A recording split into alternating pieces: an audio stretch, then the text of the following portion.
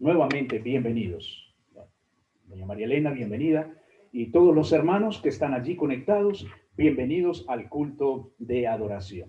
No olviden que somos la misión evangélica reformada para Colombia y el mundo. Una confraternidad de iglesias locales comprometidos con el discipulado bíblico y la plantación de iglesias locales en Colombia y hacia el mundo.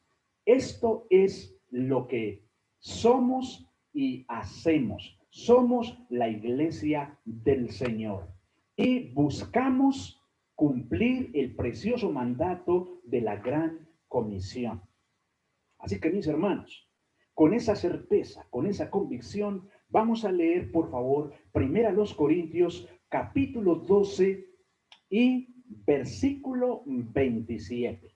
Capítulo 12 y versículo 27. Vamos a leer solamente este texto porque ya hemos leído dos veces todo el contexto de este texto que estamos analizando. Hoy vamos a hacer un énfasis especial específicamente en la iglesia como un cuerpo.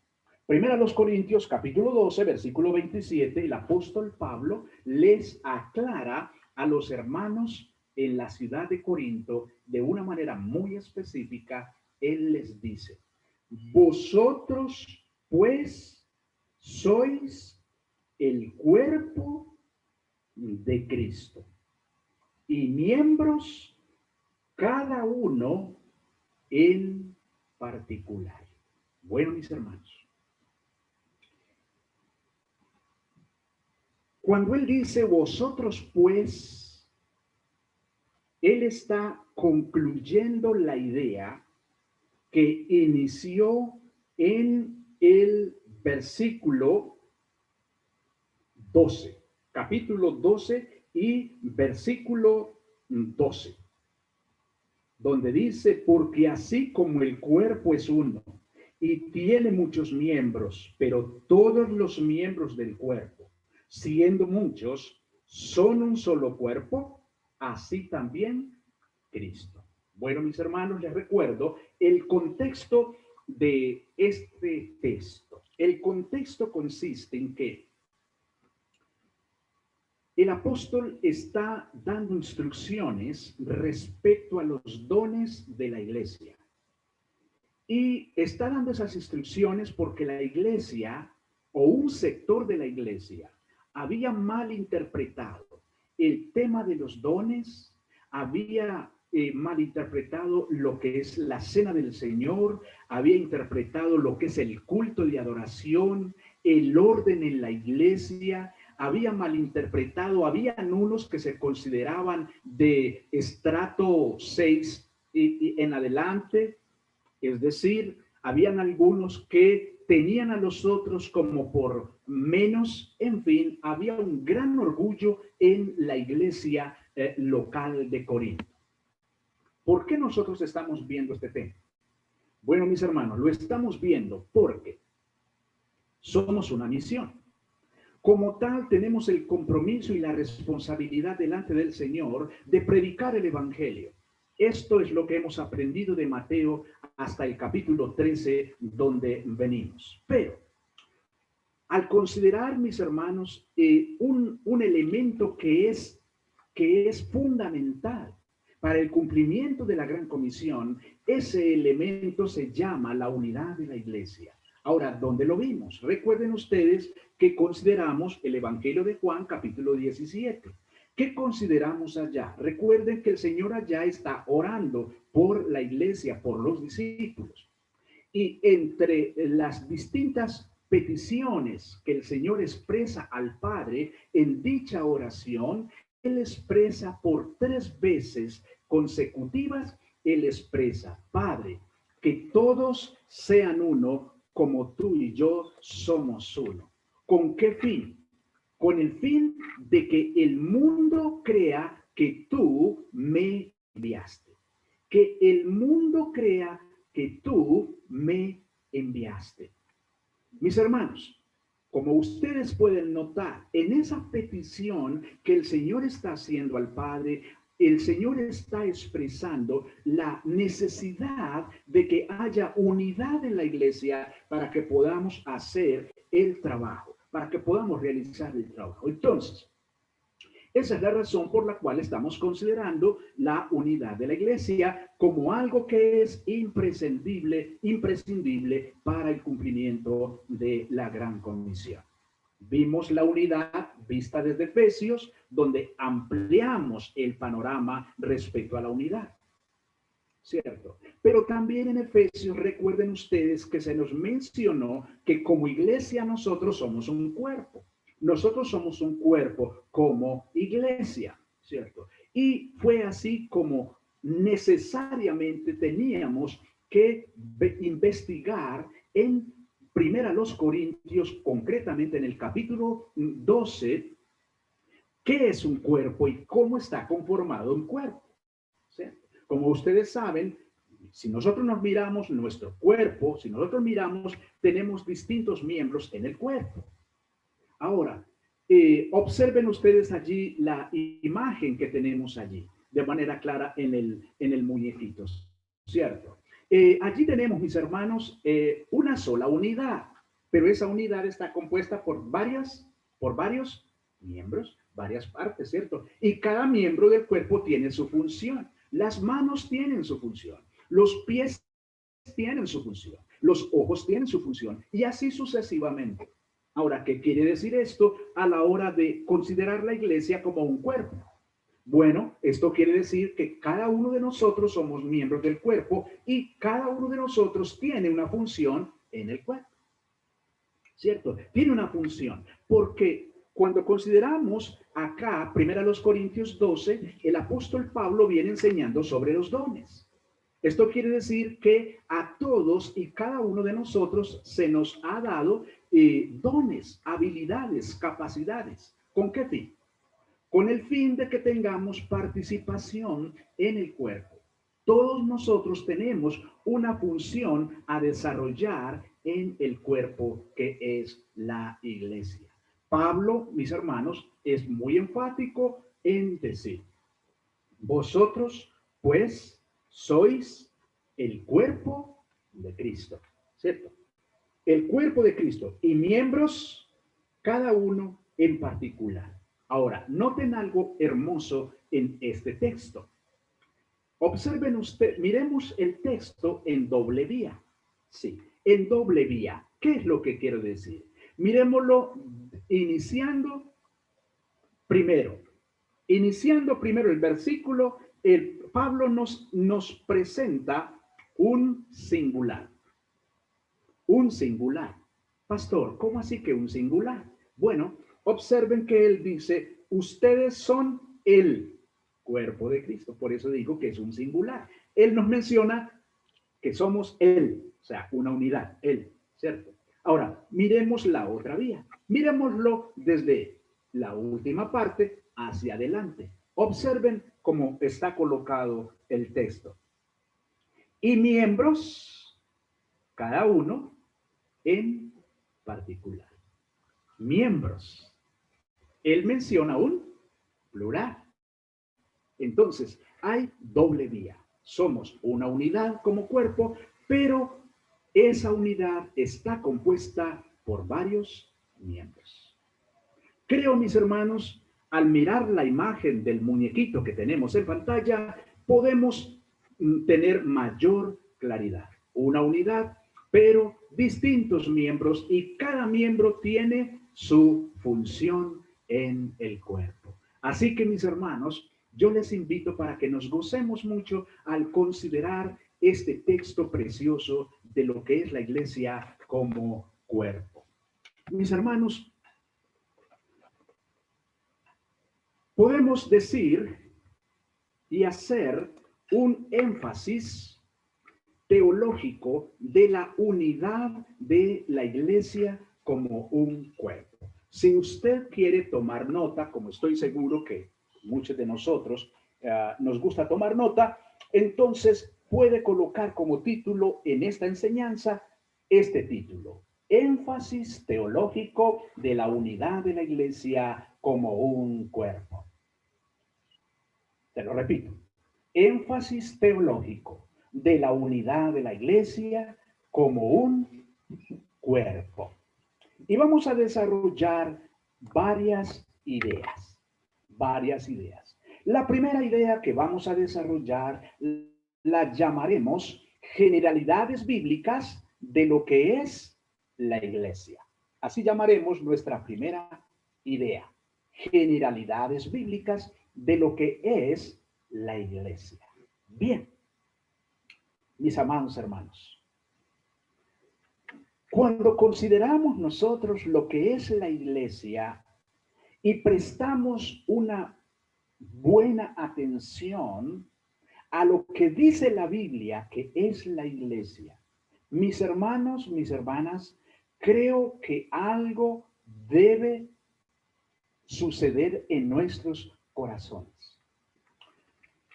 Porque sé que hasta hace mucho tiempo, hasta hace poco tiempo, por ejemplo, fue mi caso, yo consideraba que la iglesia eran las cuatro paredes donde nos reuníamos. Hasta hace poco tiempo yo tenía, hasta no hace mucho tiempo yo tenía ese concepto de que la iglesia eran las cuatro paredes, los cuatro adobes donde nos reuníamos. Vamos para la iglesia. Entonces en la mente aparecía el lugar, el edificio, el local, ¿cierto? Eso era lo que había. Pero mis amados hermanos, amada iglesia, eso no es correcto. Ese no es un concepto correcto. Cuando nosotros vemos la Biblia, nos encontramos las siguientes generalidades de lo que es la iglesia del Señor. Mis hermanos, cuando hablamos de la iglesia del Señor, se refiere o nos referimos a todo el pueblo que pertenece al Señor. Ojo, al pueblo que pertenecemos al Señor, a aquellos que hemos sido comprados por la sangre de Cristo. Primera generalidad de lo que es la iglesia. Aquellos que hemos sido comprados por la sangre de Cristo. Ahora, se utilizan varias imágenes para definir la iglesia, una de las cuales es la que estaremos viendo hoy, la iglesia como un cuerpo. Bueno, nos encontramos distintas imágenes en la Biblia para identificar lo que es la iglesia. Por ejemplo, la iglesia se le llama el cuerpo de Cristo, como nos lo acaba de decir el apóstol Pablo en el texto que tenemos para hoy. También a la iglesia se le llama la familia de Dios. ¿Sí? Usted y yo, como creyentes en Cristo Jesús, somos la familia de Dios. Y cada una de estas partes, de estas imágenes, tiene una connotación especial. Porque cuando hablamos, por ejemplo, de que la iglesia es el cuerpo de Cristo, entonces hay una connotación especial. Nos damos cuenta entonces que hay varios miembros, que cada miembro tiene su función en el cuerpo, etcétera, etcétera. Cuando hablamos de que la iglesia es la familia de Dios, viene otro impacto. Porque entonces, uno como familia, ¿qué hace? Bueno, pues por lo regular uno sabe que la familia tiene un padre, ¿cierto? Que tiene una madre también. Uno sabe que hay una intimidad en esa familia, ¿cierto? Que hay asuntos que son exclusivos de esa familia, ¿cierto? Que son exclusivos de esa familia. Le pregunto a usted, querido hermano, querida hermana, un desconocido le toca la puerta. Alguien que usted no había visto antes. Viene a hacer alguna diligencia a su casa. Le pregunto, ¿usted mandaría entrar a ese desconocido inmediatamente para la cocina? Es más, ¿lo mandaría entrar a uno de los cuartos de la casa? De ninguna manera, ¿no es cierto? ¿Por qué no lo hacemos? Es que no lo conozco. No conozco a esa persona. No conozco a esa persona. ¿Qué quiere decir eso entonces? Que como familia tenemos unos límites, ¿cierto? Tenemos unos límites, tenemos unas normas en nuestra familia. Ah, si en la familia tenemos unas normas y unos límites, ¿creen ustedes, mis hermanos, que no lo habrá en la familia de Dios? Por supuesto que sí. Por supuesto que en la familia de Dios, que es la iglesia, también hay unas normas, también hay unos límites, hay unas reglas, ¿cierto? Hay unas órdenes a cumplir, ¿cierto? En la familia, el muchacho preadolescente no puede hacer lo que se le da la gana, porque hay unas normas allí, hay una autoridad allí, y hay que respetar esas normas que hay allí. Bueno, lo mismo lo trasladamos a la iglesia. En la iglesia también hay unas normas que ¿quién ha colocado? Cristo, la cabeza de la iglesia, el dueño de la iglesia, ha colocado también unas normas, unos límites, unas reglas, una ética de vida para cumplir.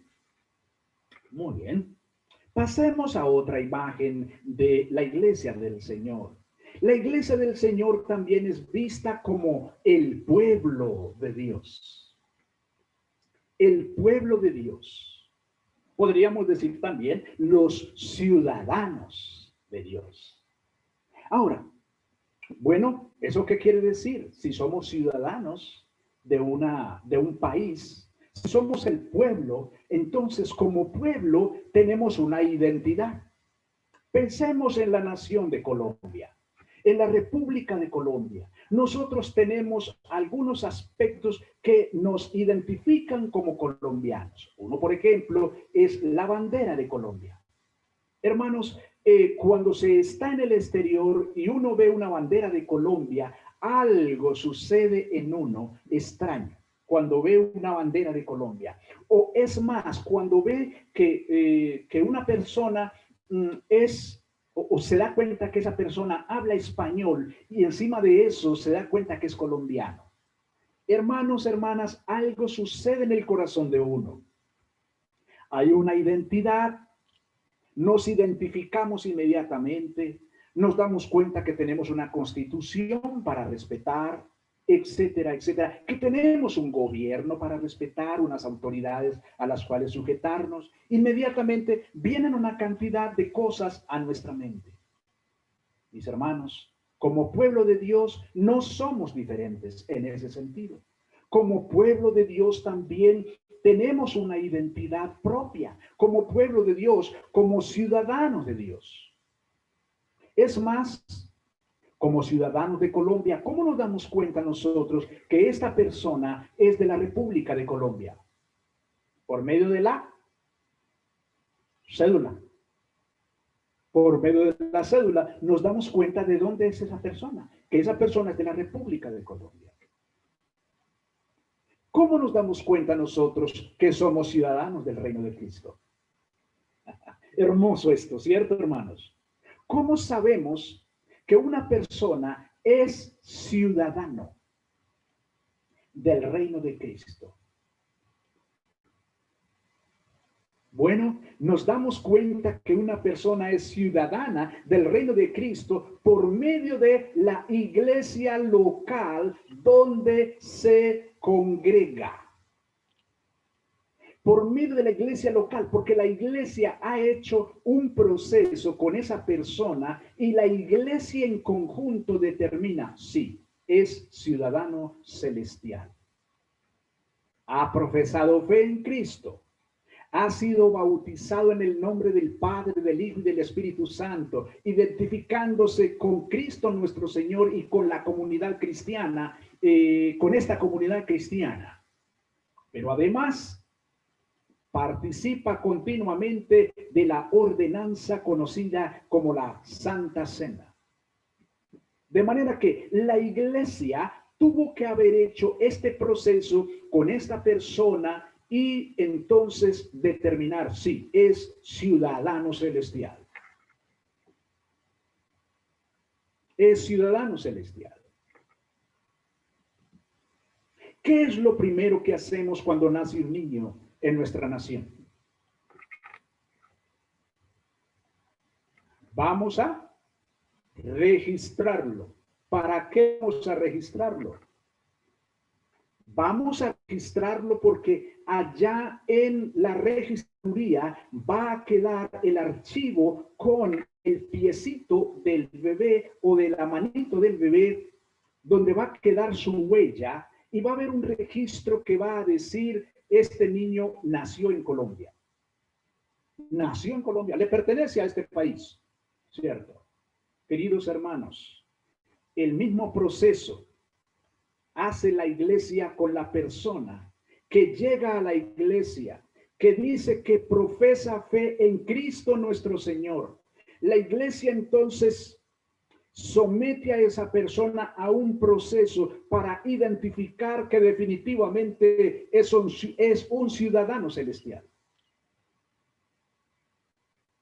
Somos el pueblo de Dios, pero somos también los elegidos de Dios. Sí. ¿Qué le vamos a hacer, pues, a esta doctrina preciosa, hermosa que encontramos en las Escrituras? ¿Qué le vamos a hacer, pues, cuando un sector muy amado de creyentes odia? ¿Les parece extraño que les diga esto? Pero sí sucede, y se los digo por eso. Odia esta doctrina de la elección, porque ellos dicen que cómo puede haber un Dios que elige a unos y a otros no. Por eso odian esta doctrina. Pero ¿qué le vamos a hacer si es una doctrina preciosa que encontramos en las Escrituras, Efesios capítulo 1 y versículo 4, etcétera, etcétera, etcétera, etcétera? Nadie puede venir a mí si el Padre no le trajere, dijo el Señor claramente en Juan capítulo 6, versículo 44. ¿Qué hacemos con esa doctrina? Queridos hermanos, somos la familia. Somos el cuerpo de Cristo, somos la familia de Dios, somos el pueblo de Dios, somos los elegidos, somos la novia de Cristo. Hermanos, hermanas, cuando hablamos de la novia de Cristo, ¿qué se viene a nuestra mente?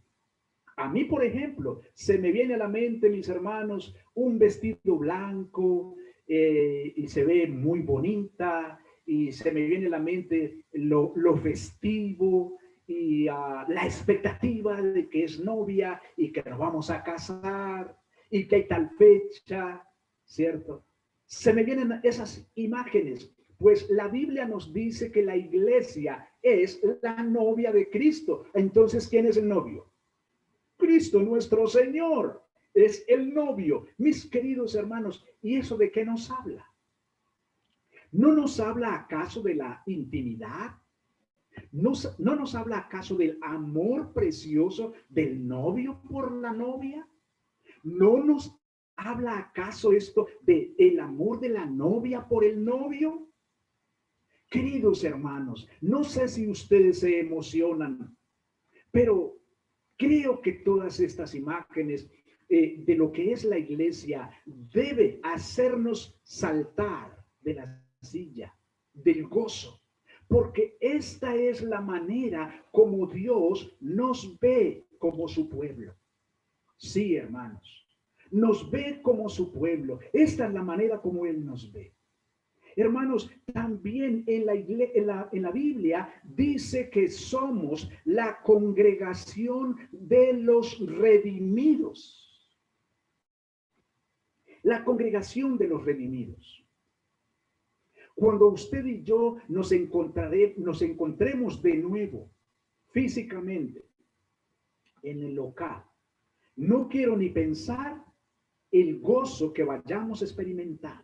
Tal vez con límites por obvias razones, ¿cierto? Pero hermanos, hermanas, espero ese día que nos podamos volver a encontrar en la iglesia sin restricciones mayores. Estamos terminando aquí, mis hermanos, la sede que el Señor nos ha dado por ahora aquí en París. Estamos terminando de hacer los arreglos. pero anhelo tanto, mis hermanos, que llegue ese momento en que mis hermanos y hermanas puedan regresar nuevamente al espacio físico. Porque, hermanos, somos la congregación de los redimidos, mis amados hermanos, pero también somos la comunión de los santos. Hermanos, la comunión de los santos. La Biblia se dirige a nosotros como que nosotros somos los santos. Pastor, pero yo no soy tan bueno que digamos como para que yo sea llamado un santo. Tienes razón. Ni tú ni yo somos tan buenos. Pero ¿sabes por qué se nos llama santos? Porque Cristo nuestro Señor, el perfecto, nos reconcilió con el Padre y por lo tanto entonces somos ahora llamados santos. Porque el Señor nos limpió con su sangre y nos dejó perfectos. ¿Sí? Cuando usted lee primero los Corintios capítulo 1 y versículo 1, en adelante, en los primeros versículos, usted se da cuenta cómo Pablo saluda a la iglesia en Corinto y los llama los santos. Hermanos, y uno dice, pero ¿cómo los va a llamar santos como eran? ¿Cómo eran de carnales? ¿Cómo se comportaban y todos los problemas que tenían? ¿Cómo van a ser santos? Al igual que usted y que yo, ¿cierto? Pero somos santos ¿en quién? En Cristo. En Cristo Jesús. Mis hermanos, somos la comunión de los santos. Pero hermanos, hermanas, también hay otra imagen, otro nombre que se nos da a nosotros como iglesia. Se nos llama también el nuevo Israel. El nuevo Israel. Nosotros somos el nuevo Israel. ¿Por qué el nuevo Israel? Bueno, porque conocemos que en la Biblia se nos habla de el antiguo Israel cuando hablamos del Antiguo Testamento. Cuando hablamos del Antiguo Testamento. Ahora, a nosotros se nos llama el nuevo Israel y recuerden que lo vimos en Efesios, que el Señor de ambos pueblos hizo un solo pueblo, ¿cierto? De ambos pueblos, de judíos y de gentiles creyentes en Cristo Jesús. El Señor hizo un solo pueblo. Entonces, por eso se nos llama que somos el nuevo Israel. Hermanos, hermanas, la iglesia es un organismo. La iglesia está compuesta por partes vivientes. A la iglesia se le llama claramente el cuerpo de Cristo, como lo venimos viendo. Lo vemos acá en este capítulo 12, versículo 27 de la primera carta a los Corintios. Mis hermanos, resulta que como cuerpo que somos, así como un cuerpo humano es organizado para que sus partes funcionen en unidad al trabajar juntas y en codependencia con los otros miembros, así la iglesia como un cuerpo muestra unidad y diversidad. Hermanos, hermanas, esto es un misterio. ¿Cómo es que nosotros, aunque tengamos caracteres diferentes, aunque tenemos seguramente puntos de vista distintos, etcétera, etcétera, estamos como pueblo del Señor, creados para trabajar juntos, para trabajar en unidad? Así que, mis hermanos, en ese sentido, nosotros debemos sujetarnos los unos a los otros. Debemos trabajar en unidad, sujetándonos los unos a los otros.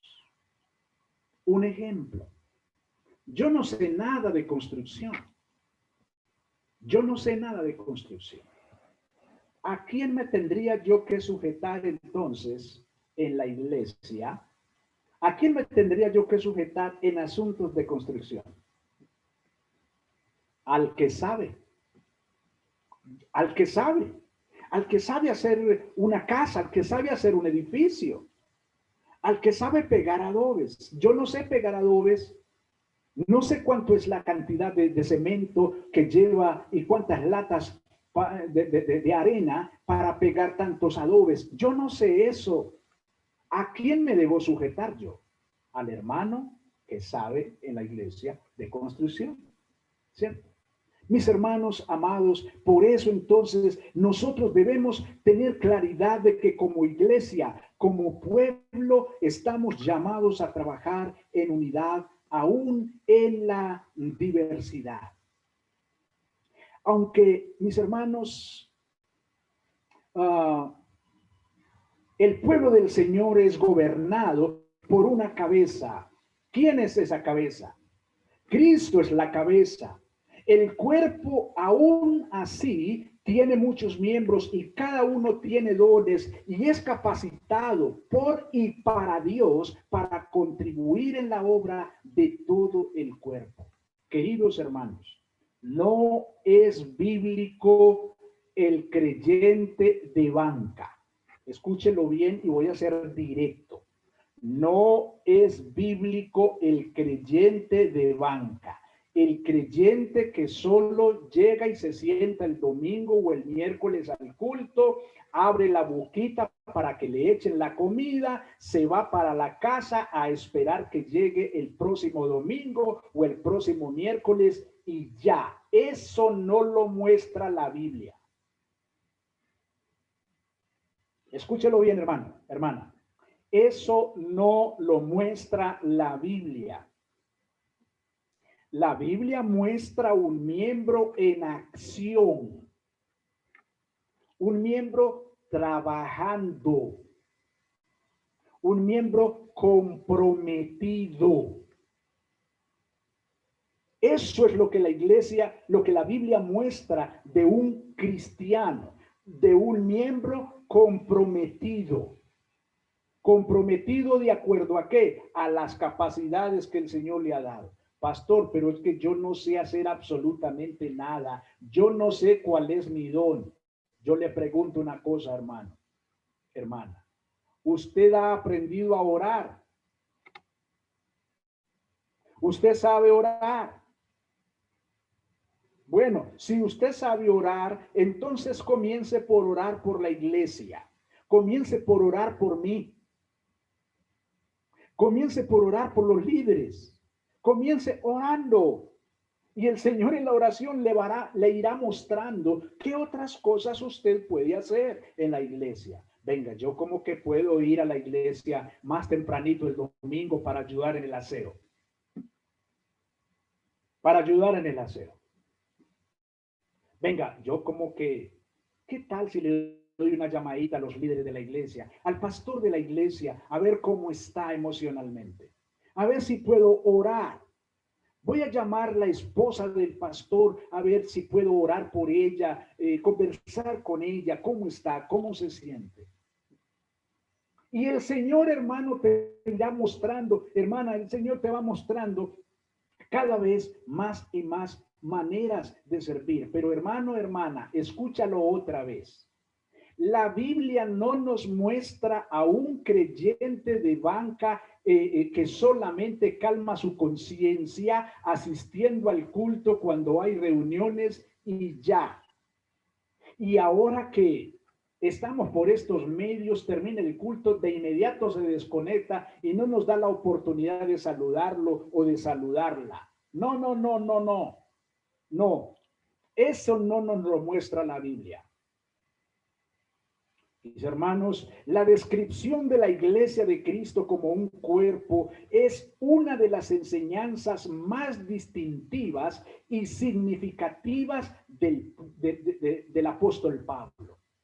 El apóstol Pablo explica que recibió una revelación especial acerca de este misterio. Un misterio, mis hermanos, que estuvo oculto por muchos siglos, concretamente que el pueblo de Dios, tanto judíos como gentiles, está ahora constituido como un solo cuerpo en igualdad de condiciones por causa de la exaltación de Cristo. algo que tú puedes verificar en Efesios capítulo 1, versículos 22 y 23, en el capítulo 3, versículos 2 al 6.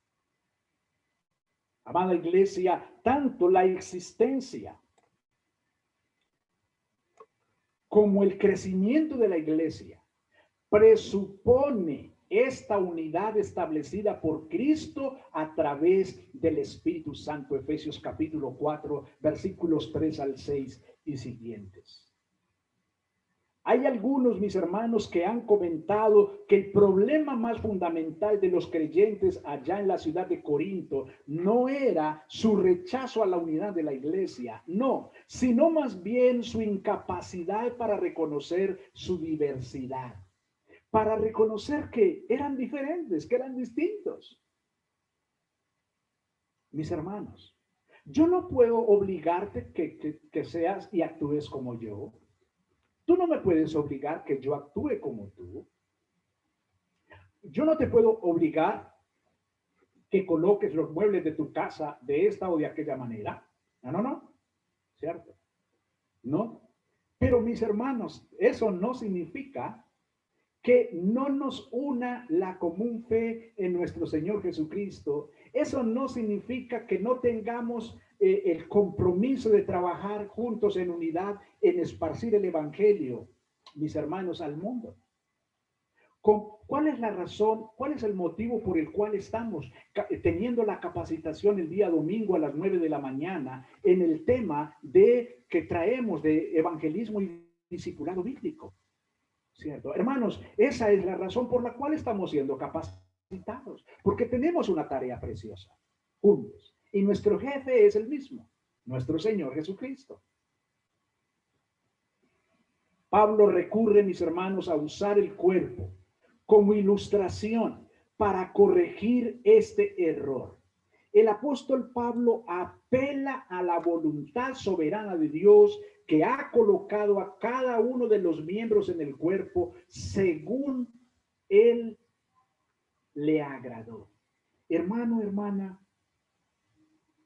¿quién te colocó en la iglesia donde tú estás ahora?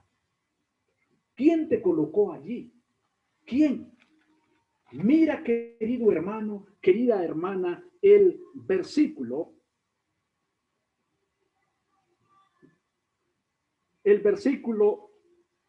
12. Porque así como el cuerpo es uno y tiene muchos miembros, pero todos los miembros del cuerpo, siendo muchos, son un solo cuerpo, así también Cristo. Porque por un solo espíritu fuimos todos bautizados en un cuerpo, sean judíos o griegos, sean esclavos o libres, a todos se nos dio a beber de un mismo espíritu. Además, el cuerpo no es un solo miembro, sino muchos. Si dijera el pie, porque no soy mano, no soy del cuerpo, por eso no será del cuerpo. Y si dijera la oreja, porque no soy ojo, no soy del cuerpo, por eso no será del cuerpo.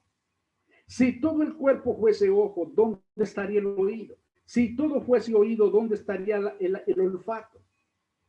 Más ahora, noten esto, hermanos, más ahora, Dios ha colocado a cada miembro, cada uno de ellos en el cuerpo como Él quiso. Voy a hacer esto más personal. Mas ahora Dios ha colocado a María Elena en la iglesia como Él quiso. Mas ahora Dios ha colocado a Amparo en la iglesia como Él quiso. Mas ahora Dios ha colocado a Oscar en la iglesia como Él quiso. Y todos y cada uno de mis amados hermanos que están conectados en este momento, al mirar este versículo 18, cuando dice, mas ahora Dios ha colocado a los miembros, quite la palabra miembro y coloque el nombre suyo. Ahí.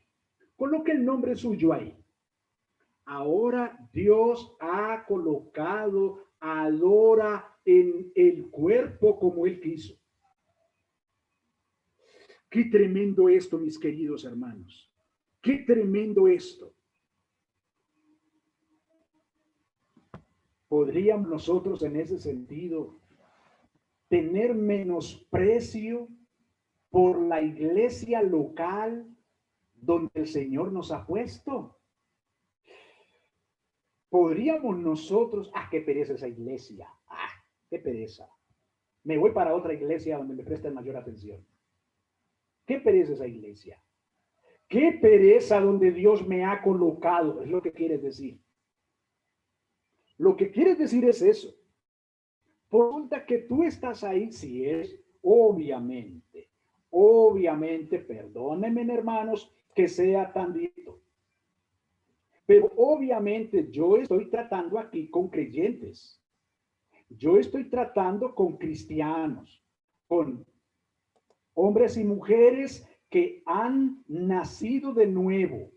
Yo me estoy refiriendo a este tipo de población, queridos hermanos, en quienes mora el Espíritu Santo de Dios. Es a ellos que yo me estoy dirigiendo, ¿cierto? ¿Por qué? Porque si hay un menosprecio por la iglesia, escúchelo bien, si hay un menosprecio por la iglesia, entonces habrá que comenzar a pensar, a reevaluar si realmente tú eres un hijo de Dios. Tienes que comenzar a pensar en eso, si realmente eres un hijo de Dios, porque si lo eres realmente, tú y yo no podemos menospreciar el lugar donde Dios nos ha puesto. No se te va a olvidar, mi querido hermano, mi querida hermana, este versículo 18 del capítulo 12 de Primera de Corintios. Yo aspiro, mi hermano, mi hermana, que no se nos olvidará este texto. Que no se nos olvidará este texto, mis queridos hermanos. Dios ha colocado a cada uno de nosotros en el cuerpo como Él quiso, como Él quiso. Mis hermanos, si los corintios, si los hermanos de la ciudad de Corinto niegan la validez, como lo estaban haciendo, de ciertos dones, realmente ellos están cuestionando la autoridad de Dios para distribuir los dones y colocar a los miembros del cuerpo como Él quiso en la iglesia. Cualquier tipo de menosprecio que se pueda hacer o que se haga por la iglesia del Señor o por algún hermanito, por alguna hermanita en la iglesia, hermano, hermana, cuidado, cuidado, cuidado, por favor, no se le va a olvidar este versículo 18 que leímos hoy. Dios ha colocado en el cuerpo a cada uno de nosotros como Él quiso. Mis hermanos, vengo leyendo un precioso material que vamos a continuar posterior a que termine el módulo de el segundo módulo del evangelismo y el discipulado bíblico que estamos estudiando en este momento. Estoy estudiando este material sobre lo que es, sobre cómo debemos nosotros adorar, cómo debe adorar la iglesia, lo que es el orden en la iglesia, el orden en la iglesia. Y me encontré esta definición muy bella, muy preciosa, mis hermanos, que yo se las envié al WhatsApp en un precioso mensaje. ¿Qué es la iglesia? Abro comillas. Una iglesia es una compañía de discípulos bautizados por una profesión de su fe en Cristo, unidos en pacto para mantener las ordenanzas del Evangelio y la adoración pública de Dios, para vivir vidas piadosas y para difundir el conocimiento de Cristo como el Salvador de los hombres. Cierro comillas. Esta definición es dada por el doctor Richard C. Barceló en su libro Más allá de los 5 puntos. Mis hermanos, no se nos olvidará entonces que como iglesia, una de las imágenes que aparecen en la Biblia es la de un cuerpo. Y es la de un cuerpo, porque como hemos dicho, somos distintos miembros. Y todos los miembros tenemos una función que realizar en el cuerpo. Todos. La pregunta es, ¿cuál es tu función actualmente en la iglesia? ¿Tú qué estás haciendo en este momento? ¿Cuál es? ¿Cuál es tu trabajo? ¿Cuál es tu trabajo actualmente? ¿Cuál es el servicio en la iglesia actualmente? ¿Oras por la iglesia? ¿Estás afanado o afanada por ver cómo cooperar en la extensión del evangelio? ¿Estás afanado o afanada en la capacitación que estamos realizando en la iglesia para estar mejor habilitados para servir al Señor? ¿Cuál es tu función en la iglesia? Mis hermanos, quisiera dejar esta reflexión hoy con cada uno de nosotros. Esta reflexión fundamentada en el versículo 18 y en el versículo 27 de Primera de los Corintios capítulo 12. Quiero que te quedes desafiado, desafiada con este glorioso texto que el Señor nos ha mostrado hoy respecto a la unidad de la iglesia. Mis hermanos, hay veces uno podría pensar, bueno, tan cortico como que la predicación, tan cortico. Bueno, pero hermanos, la verdad es que creo que hay predicaciones donde se requiere masticar más todo el contenido, donde no se trata de acumular y acumular y acumular, y en última instancia se te olvide muy pronto el contenido. Creo que hay predicaciones donde es necesario masticar y masticar y masticar el contenido, y creo que esta predicación de hoy es una de esas predicaciones. Querido hermano, querida hermana, a mí me ha bendecido notablemente considerar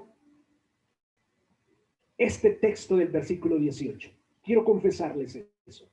Me ha cuestionado muchísimo este versículo 18. Dios me colocó a mí en esta comunidad cristiana como a Él le pareció. Yo no escogí en 2014 ir a la Iglesia Bíblica Comunidad de Amor. Yo no escogí. Hoy puedo entender y estoy tan seguro como que fue el Señor directamente quien me colocó al frente de este precioso rebaño llamado en el Ministerio del Interior como Iglesia Bíblica, Comunidad de Amor. Y así sucesivamente. Yo no escogí interesarme por la Comunidad de París cuando hace 11 años o casi 12 años nos establecimos aquí para vivir en esta comunidad y llegamos aquí con la intención de hacer obra misionera, porque eso era lo que el Señor nos había indicado a mi esposa y a mí. No teníamos más dinero para aspirar a ir a otro lugar. Hoy yo puedo entender que si hubiera tenido 100 millones de pesos o 200 millones de pesos, a lo mejor hubiera buscado por el Poblado, hubiera buscado por Laureles, hubiera buscado por Sabaneta, yo no sé por dónde más, hubiera buscado más central. Pero hoy puedo entender que como solamente tenía una cantidad X que no me daba para aspirar a otro lugar, era para acá, para donde yo tenía que venir a establecerme con mi familia. Era aquí. Hoy puedo entender que fue el Señor el que me puso aquí. Yo no lo escogí, fue el Señor que me puso aquí. ¿Cierto? ¿Todo por qué, mis amados hermanos?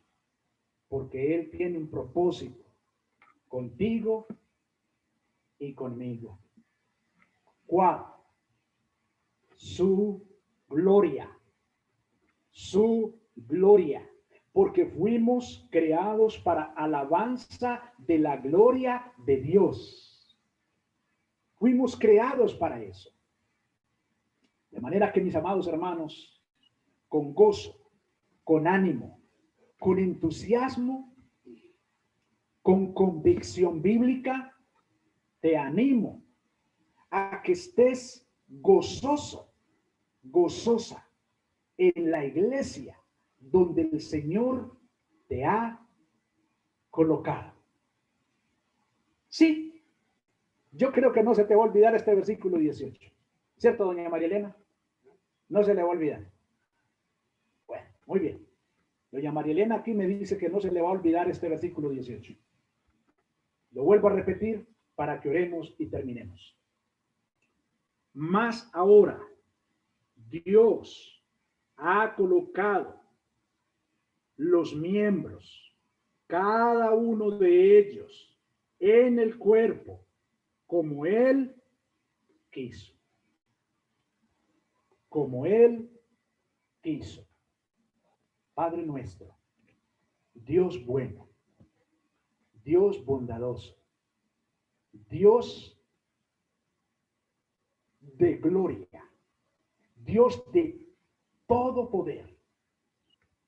Como iglesia expresamos nuestra alabanza, nuestra exaltación, nuestra honra a ti, soberano Señor. Porque solo tú eres digno, porque solo tú eres el Señor, porque solo tú eres Dios. Señor, estamos agradecidos contigo por esta enseñanza que hay aquí en este precioso texto de esta carta. Porque, Señor, nos has bendecido. Sí, nos has bendecido.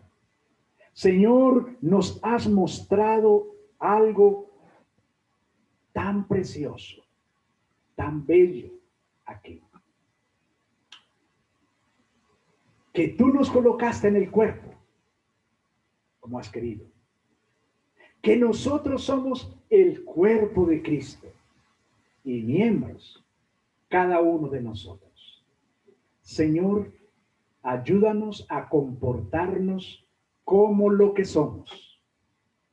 La familia de Dios, el pueblo de Dios, los elegidos de Dios, los redimidos de Dios, el cuerpo de Cristo. Ayúdanos a comportarnos como esa identidad que tenemos. Ayúdanos a comportarnos como verdaderos discípulos de Cristo. Señor, nosotros no seguimos una simple idea filosófica. No. Un concepto filosófico. No. Estamos fundamentados en la roca que es nuestro querido Salvador, nuestro Señor Jesucristo. Y te damos gracias por esto.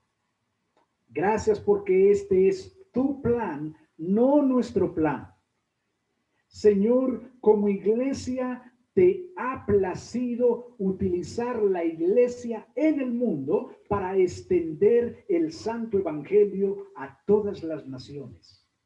Y allí estamos nosotros incluidos. Esta comunidad cristiana, específicamente, nosotros estamos comprometidos con dicha tarea preciosa. Tarea que no ha sido inventada por Oscar, ni por ninguno de sus líderes, sino que ha sido tarea recibida por nuestro pastor en jefe, que es nuestro Señor Jesucristo, el gran pastor de nuestras almas. Le damos gracias, Padre, en el nombre precioso de nuestro Señor Jesucristo. Y te pedimos ahora, Señor, que recibas nuestra alabanza, nuestra adoración de gratitud. Señor, por favor, como olor fragante que sube delante de tu presencia. En el nombre glorioso de nuestro Señor Jesucristo, te damos gracias. Amén.